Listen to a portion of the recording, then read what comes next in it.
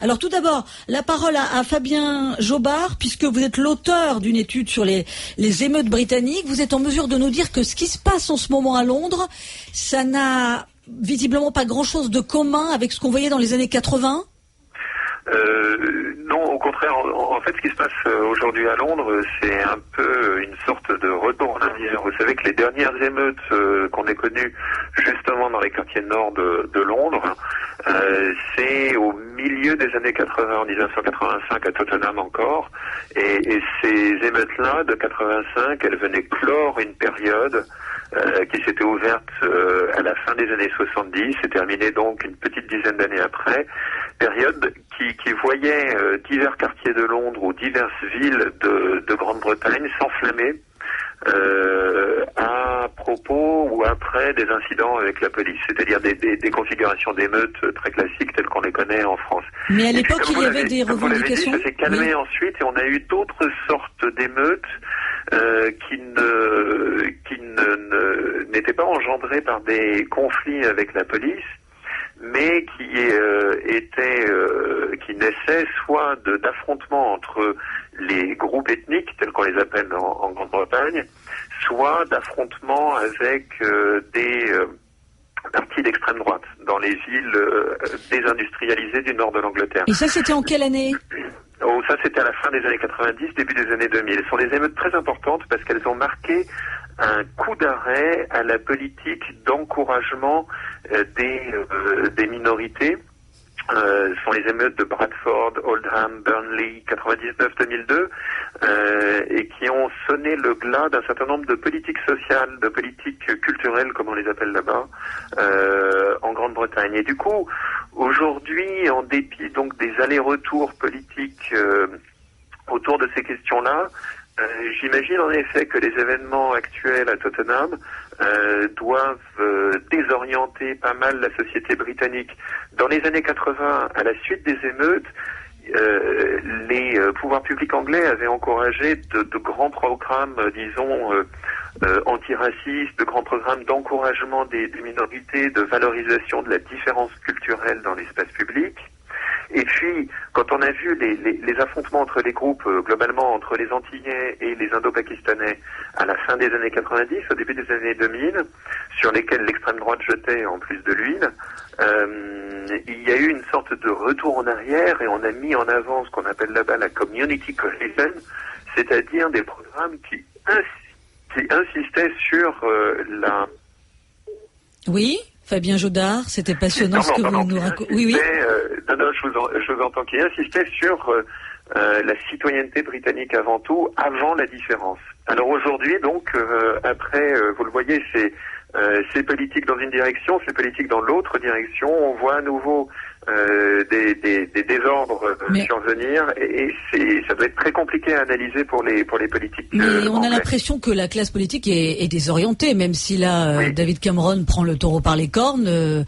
Mettre 10 000 policiers en plus comme ça en une journée, c'est déjà spectaculaire, mais concrètement, le mal est sans doute fait. Je l'ai dit en préambule, le quartier de Tottenham, d'où tout est parti, même dans les années 80, il y a eu de gros efforts de fait pour réhabiliter ce quartier. Il y a eu 50 millions d'euros investis à l'époque pour rénover les façades, pour mettre des espaces verts, pour mettre aussi des caméras de surveillance. Et à l'époque des émeutes en banlieue en 2005, un groupe de Français d'Ivry s'était déplacé pour voir ce qui s'était fait à Tottenham et pour considérer que c'était du positif et qu'on pouvait peut-être faire la même chose en France. On va écouter le son de ces Français qui étaient partis à Tottenham. Ce qu'on voit ici, c'est fierté d'avoir un espace multiculturel, alors qu'en France, on se tire un peu dessus par rapport à ça. Là, on est content, on a des gens de toutes les nationalités et on fait en sorte que justement ils soient intégrés. Voilà, c'est un peu un bien-être ici, on a l'impression, même si je pense qu'il y a des petits accros quelquefois, mais c'est une idée de bien-être un peu quoi. Voilà, on parlait même d'idées de bien-être. Alors, quelques 11 ans plus tard, tout ça s'est balayé.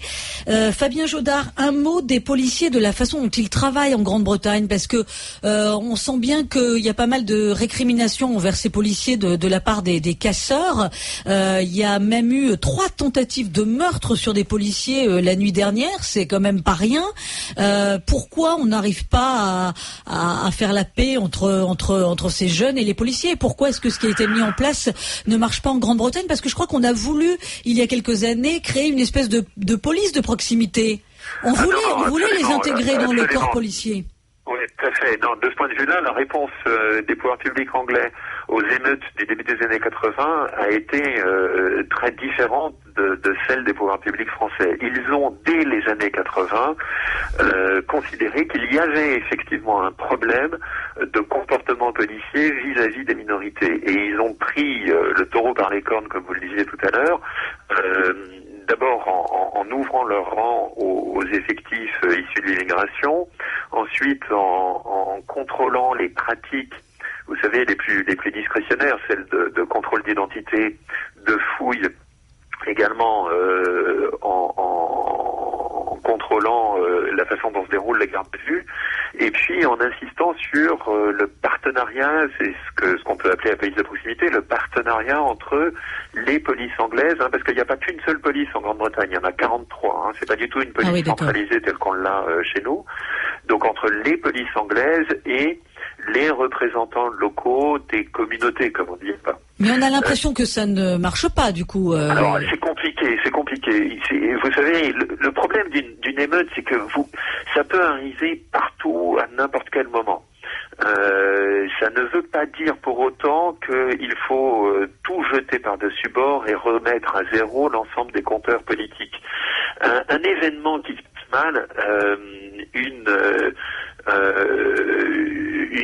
bavure, une perquisition qui tourne mal, une rumeur de perquisition qui tourne mal, une rumeur de bavure, et vous pouvez avoir des affrontements, une ville qui s'embrase très rapidement, et je pense d'ailleurs que vos 2 invités pourront en témoigner. Oui, tout à fait, on va en parler. Ce type d'événements-là, ce sont des événements qui sont à la fois imprévisibles et bien sûr toujours possibles.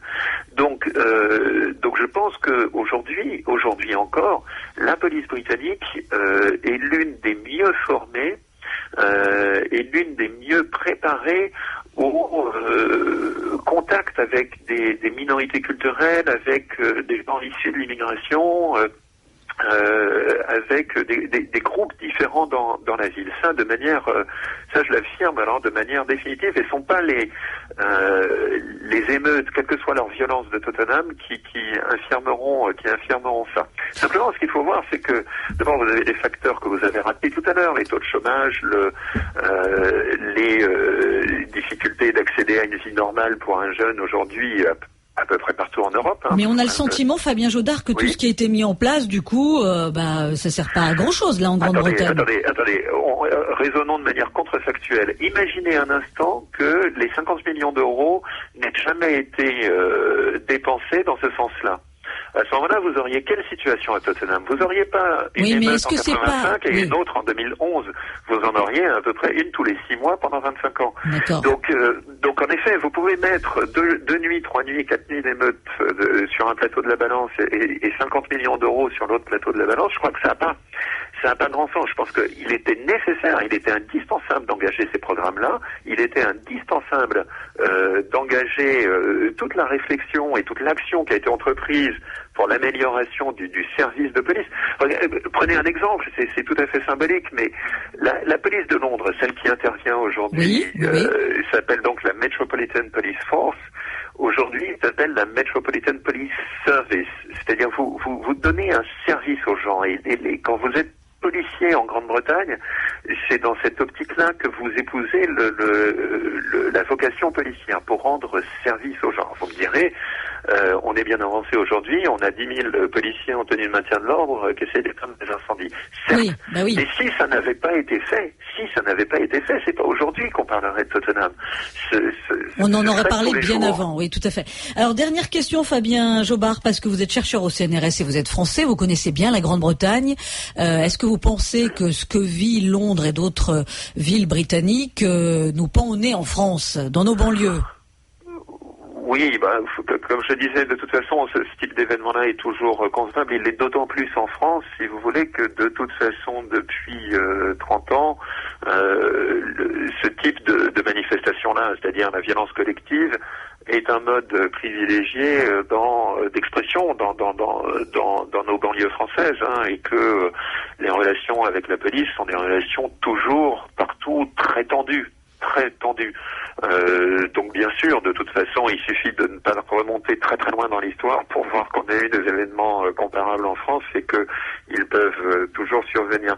Tout est toujours très dépendant des situations locales. Vous savez, vous pouvez avoir des villes dans lesquelles vous avez des taux de chômage explosifs, des situations sociales très très tendues, mais dans lesquelles le commissaire de police a un vrai sens de... Oui, c'est tout un ensemble de choses qui fait que bien sûr. Le feu des part localités, ou pas. Hein. Bien sûr, ce sont des localités, ce sont presque des relations de village que vous avez là-bas. Oui, Fabien Jobard, juste une chose, parce que je sais qu'après il faut que vous nous quittiez puisque vous êtes loin de la France. On a beaucoup parlé dans ce qui se passe en Grande-Bretagne des coupes budgétaires dans les aides sociales. On a dit c'est ça qui a mis le feu aux poudres. Qu'en est-il exactement et est-ce que les Anglais fonctionnent de la même façon que les Français? Parce que on a envie de dire que dans des cas pareils, c'est un peu le nerf de la guerre. Oui, bien sûr. Dans les émeutes de 2005, on avait en France 250 à 300 communes qui avaient été touchées par des événements semblables.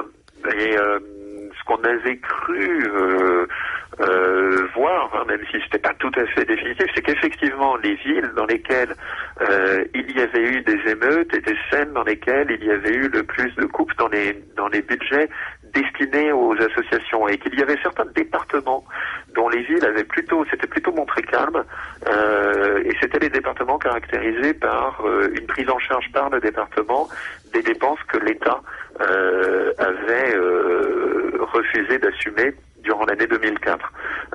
Donc en effet, hein, c'est toujours lié. Mais il y a 1000 facteurs. Hein. Les facteurs qui expliquent le déclenchement de ce type d'événements sont toujours des facteurs conjoncturels, tels que un contrôle d'identité qui se passe mal, une perquisition. Oui, ça part de pas grand-chose, mais d'accord. Merci beaucoup Fabien Jobard pour toutes ces explications. Merci à vous et bonnes vacances. Je vois en studio, merci.